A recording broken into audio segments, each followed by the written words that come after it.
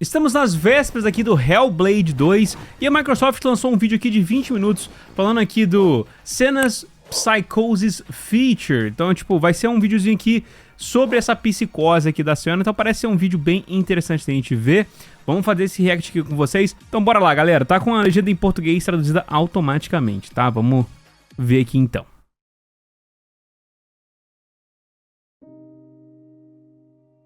Senua finds a unique courage to keep pushing forwards on her quest, no matter what. She sees the world differently to those around her and faces challenges others would avoid.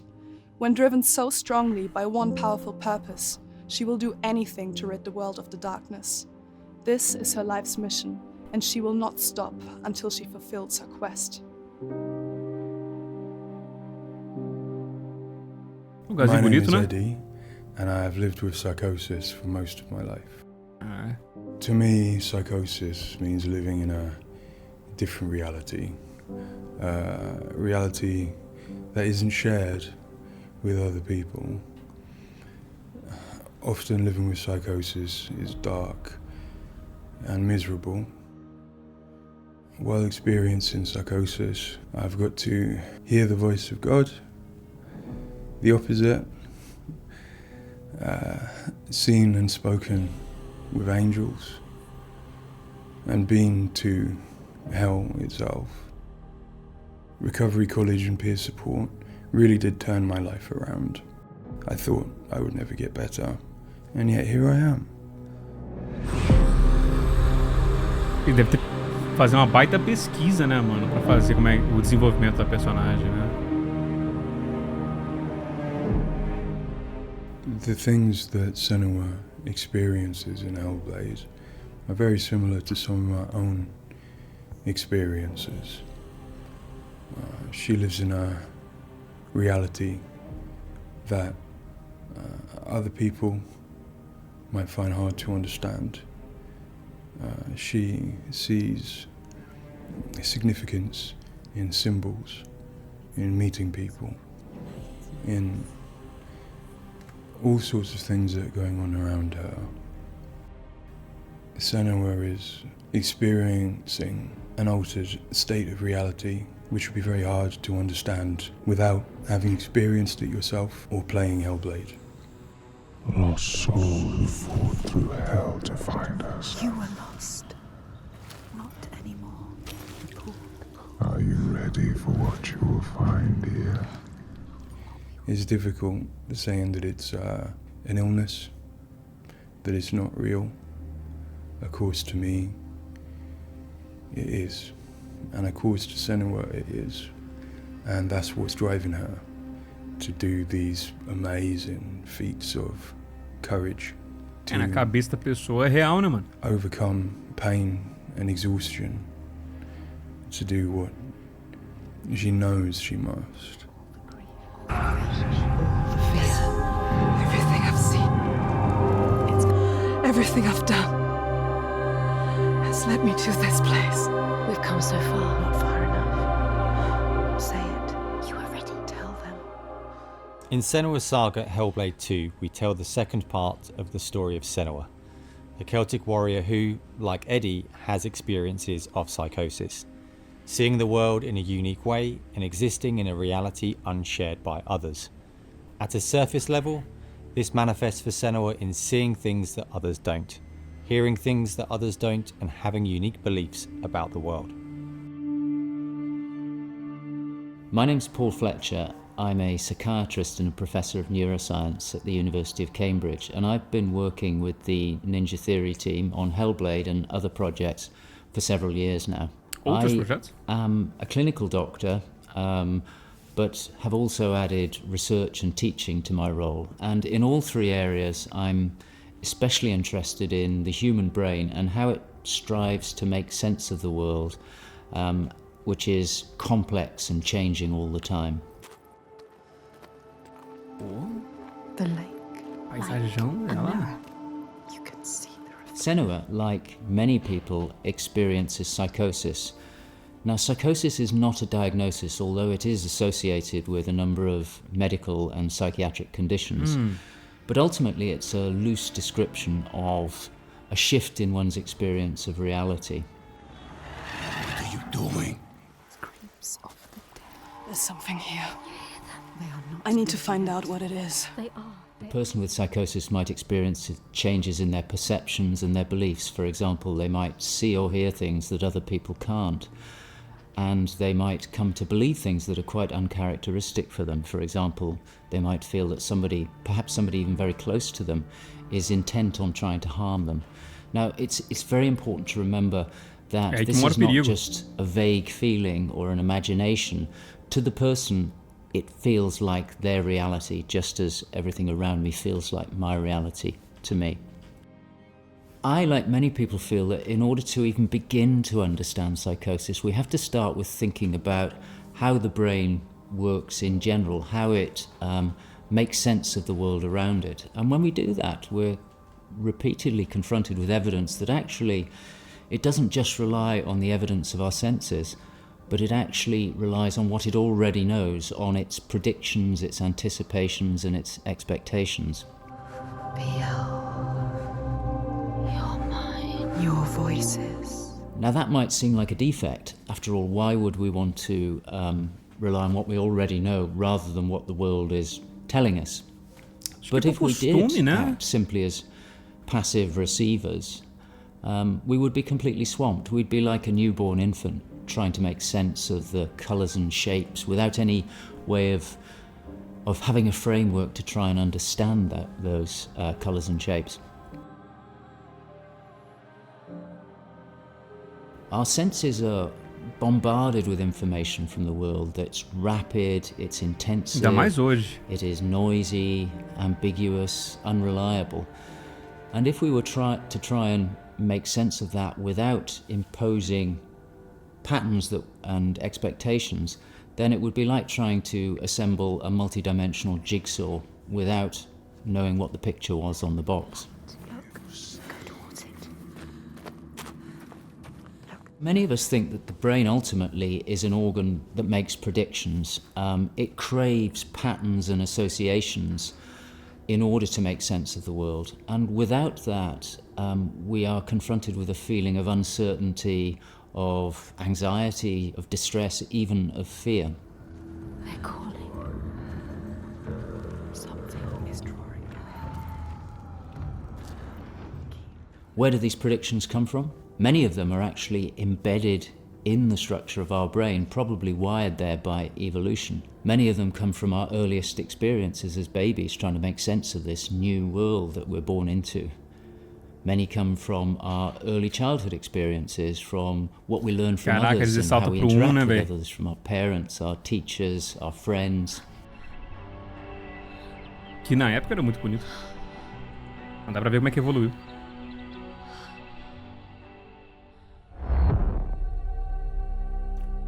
We all have a feeling that we're directly in contact with an objective reality, but it's probably the case that what we experience as our constructed model of the world is a blend of the evidence of our senses, but also what we are predicting or expecting from the world.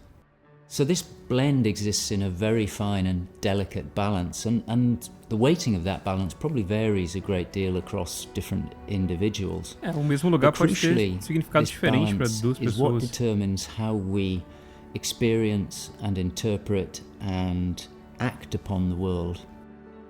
And some of them are embedded in shared experiences with others, our society, our culture, our arts, even our religions and our mythologies. So for the most part, this works very well for us and enables us to make sense of the world. But it's also, being a delicate balance, it can be shifted, and it's very easy, even under the most normal day-to-day circumstances, to deviate from objective reality. A good example of this is the hollow mask illusion. All of us are familiar with a mask. We know that it depicts a face and that the inside is hollow. But when we see the mask rotating round and we see the hollow side, there is a deeper prediction, probably embedded in our brain, that facial features tend not to be hollow, that they stick out. And this deeper prediction can override our knowledge that the mask is hollow and make us actually perceive the face as sticking out at us. Entendi. Despite what we know, the deeper predictions will override this. Assim, em um ponto específico, So for tem que me, in many pausar of my ali, mas fields, realmente. Perceptual illusions like this, which are very common, are really interesting because they tell us something fundamentally about how the brain is making sense of reality using its predictions. But more than that, for me, it's very interesting because it begins to give us a sense of how psychosis might begin to emerge. Psychosis is this experience of an altered internal construction of one's reality. And it seems feasible that this is dependent upon this balance I've talked about between predictions and evidence. And it is probably the case that some people tend to weight their predictions more heavily. This, in many circumstances, is advantageous because it means that they can discern patterns and associations that perhaps other people can't. But if that balance was shifted further by different circumstances, then it may well be that they begin to construct a reality that doesn't accord with the world around them. What might cause that shift? Well, a number of things. It could be caused by stress, sleep deprivation. Ih, rapaz! Be caused by illness, neurochemical disturbances. It's also the case that our experience will change how we predict things. So a very profound experience, for example, of trauma, could powerfully change the way in which we make predictions about the world and shift us from this delicate balance into a state of psychosis. O cérebro humano é um computador que In ele é the muito case of sensível. Senua, Né? we know that from an early age she was able to discern patterns and associations that perhaps other people couldn't. And on top of that, her childhood and adolescence had a number of traumas in it. Her father was abusive and he accused her of being the cause of evil and darkness. Her mother, who had the same capabilities as she did, was actually sacrificed for the same reason. And in addition, her village was attacked by Vikings and her lover was brutally killed. And it's possible that all of these traumas would act on her natural tendencies to topple her into this psychotic experience that is depicted in Hellblade. With every defeat, the dark rot will grow and soon it will take her soul.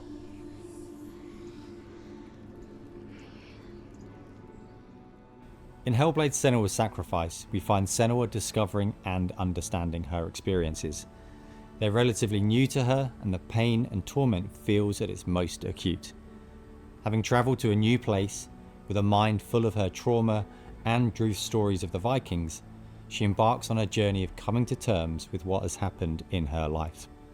Ultimately, rather than finding the unachievable certainty of rescuing Dillion, she achieves certainty in the realisation that Dillion is gone forever. She learns to accept his death, and in turn, her experiences of psychosis.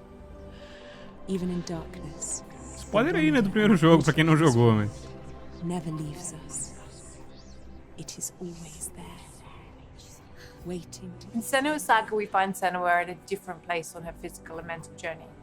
Empowered with the sense that she has overcome her own darkness, she's now compelled to follow a new quest, to save her people from that same darkness. You smell their fear. He's here. Death is coming. Look at the bones. Death is coming. Look at the bones. That's going to be you. That's going to be everyone. In Sacrifice, Senua's psychosis is acute and all-consuming. She is preoccupied and absorbed by her experiences. To some extent, she is enveloped and enslaved by the darkness. She cannot ignore her voices and visions. She's totally committed to the quest within her altered reality. In Saga, there has been some resolution to this. There's no miracle recovery. She still experiences the voices and visions. She still has a changed reality. But the balance of power has shifted. She is the one who is able to be in control. She's able to resist and challenge the voices. She's able to make decisions that much more clearly reflect her own goals.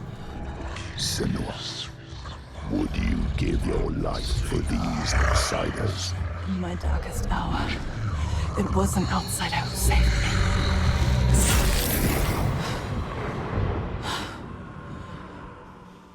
And in addition, in Saga, she is able to encompass the reality of others. She sees them for the constructions that they are, and she is able to interact with them. And I think that's a very powerful change and a very important area to explore. Bom que a gente tá pegando também pouquinho de umas imagens novas, né, do jogo. In Saga, we've had the opportunity to explore the next phase of Senua's mental health journey. One where she's come to a place of understanding, but where she and us as creators have new challenges to overcome. Where Senua's belief system will clash with that of others. Her experiences will play out in the presence of people who don't share her perspective. And where she feels a new sense of power in being chosen for the quest, but also a new weakness, bowing underneath the weight of responsibility that sits on her shoulders. Wait.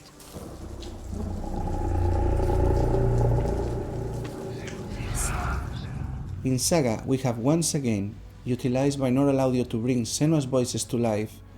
Her furies still travel with her, but their tone has changed this time.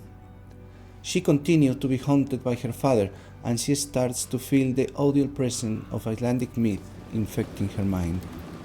That scream, that voice, something dark. A qualidade também parece estar melhor, né?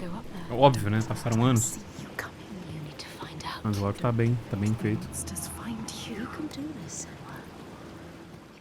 To hear the world that Senua does, we spend time with people with lived experiences of psychosis, and also with Paul Fletcher. This made a strong basis of what it is to hear voices, what they say, how they sound, how they change or react to external stimulus. And this paired with all we learned from the first game, Hellblade: Senua's Sacrifice, led us to create Senua's own sonic version of reality. To me, it's a privilege to sit in a room to play our game, and as we progress, hear their comments, thoughts and suggestions. Each one provides a different perspective, and I find especially inspiring and humbling to hear from Eddie his own experiences. Especially, I find he has a way of putting very complex emotions, situations, in a very simple yet poetic way, and it's really inspiring for me when I'm thinking in Senua's journey. Eu fico pensando, esse jogo We é use feito binaural para, audio to bring né, 3D no fone de space ouvido, in the mas headphones. num This áudio allows to 7.1 deve experience ser the do voice caralho hearing também. and other sounds with a physical sense. Also extremely important is the performance of the voices, and for that we have been collaborating with Helen and Abby, our Furies. They are the most prominent voices of Senua. The way we perform is important as well, allowing for freedom, movement, creative input from Helen and Abby, and also important to have with them conversation and spend time talking about the journey of our character. Profissionais de ASMR, pô. There is a lot of time gone into experimentation, so every sound in the game is connected in some way with the emotion that Senua is experiencing as she travels through Iceland, from the sounds of the nature to some of the musical moments.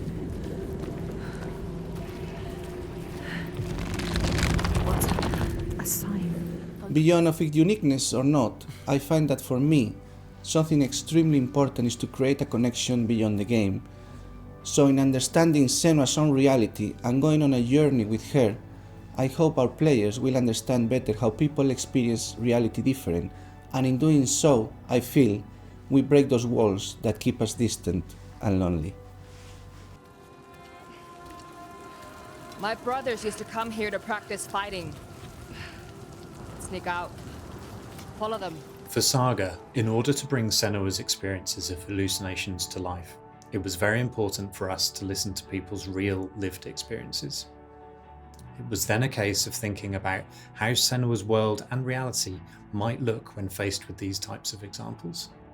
This would have been impossible without Paul Fletcher and amazing people like Eddie and Kathy, who've been so open and honest about what they have been and do go through on a day-to-day basis. Isso é legal, tem que ter. I think it takes real strength to be able to talk about such mas deve ser uma merda pros things caras. to a new group of people. On the visual side, we have lent into things like repeating fractal geometry shapes, cymatic patterns, with lighting and post-processing changes to all help reflect the current feelings of Senua.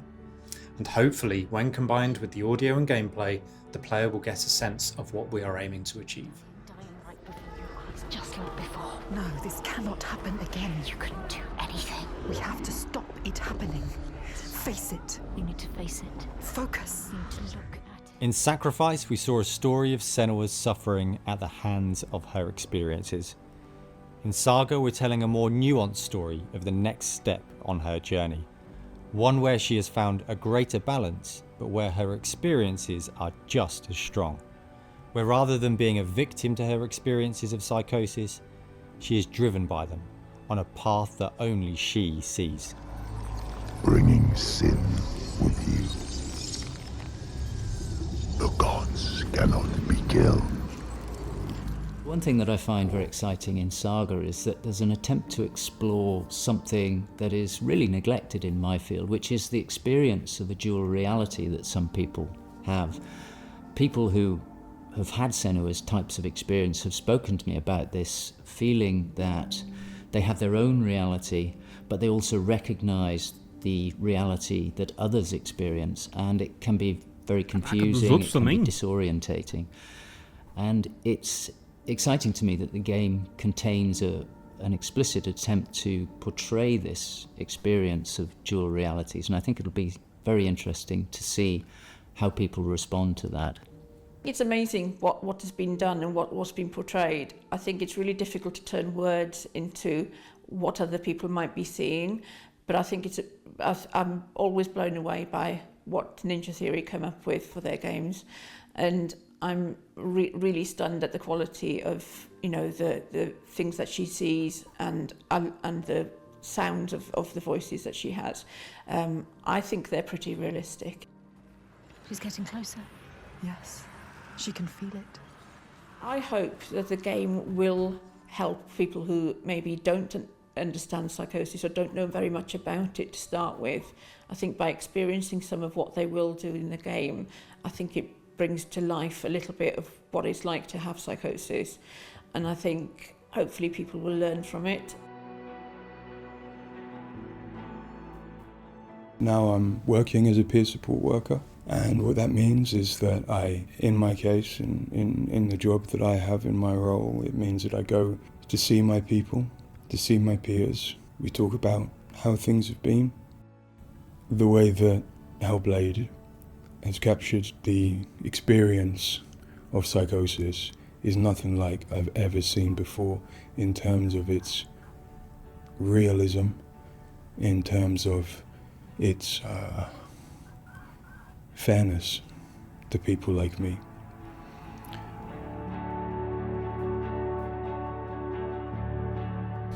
Então é isso, rapaziada. Esse foi um vídeo aqui que, pô, nem teve muito o que a gente ficar comentando, né? Que foi mais um vídeo explicativo, mas eu acho sempre interessante de ver, cara. Ainda mais quando o jogo tem essa proposta mesmo de explorar alguma coisa nesse sentido, igual o Hellblade tá tentando explorar a psicose, né? Então foi bem interessante de ver, pelo menos eu sempre gosto de ver essas coisas também, né? Sei que não é um tipo de vídeo que todo mundo se interessa, né? Mas acho que pra terminar aqui num pontinho, talvez um pouco mais descontraído, né? Que acho que dá pra gente colocar aqui. Eu vi que nesse trailer, vocês viram também que tiveram algumas imagens novas, mas ao mesmo tempo tiveram algumas imagens que não são exatamente novas e que deu aqui pra gente ver uma comparação assim entre o trailer que a gente tinha visto, que é o segundo trailer que a gente teve do Hellblade, né? Onde até muita galera ficou assim, pô, deu uma queda, né, em relação ao primeiro, e esse aqui o que teve aqui agora. Tudo bem, a qualidade tá meio baixa, né? Tá meio baixa, não, tá bem baixa. Mas eu acho que mesmo na qualidade baixa, dá pra notar que eles trabalharam muito mais a iluminação aqui do jogo, né? Onde aqui tava com bem a cara de videogame, né? Já aqui acho que a luz já tá bem melhor. Então mesmo sem estar com a qualidade alta de vídeo, já deu pra ver que deu um upgrade, assim, bem... Olha só a iluminação aqui do rosto dela, como é que melhorou muito. Então é bom ver, porque acho que nessa parte aqui todos sentiram, quando saiu esse segundo trailer, que, pô, deu aquele downgradezinho, mas aí acho que agora voltou, né? Mais ou menos na pegada que a gente tem aqui do jogo. De qualquer forma, rapaziada, tô bem ansioso aqui pra jogar. Vai ser já na semana que vem, né? Então, podem aguardar que a gente vai trazer a gameplay completa pra vocês, tá? Provavelmente vai ser gravada por conta do tamanho do peso que vai ser aqui no PC, mas eu trago pra vocês gameplay completa e, é claro, uma reviewzinha assim que eu terminar. Então é isso, rapaziada. Mas curtiu o vídeo, não esquece de deixar aquele crítico no like, se inscreve no canal e segue a gente nas nossas redes sociais. Vou dizer ficando por aqui. Valeu, um abraço, até mais e fui!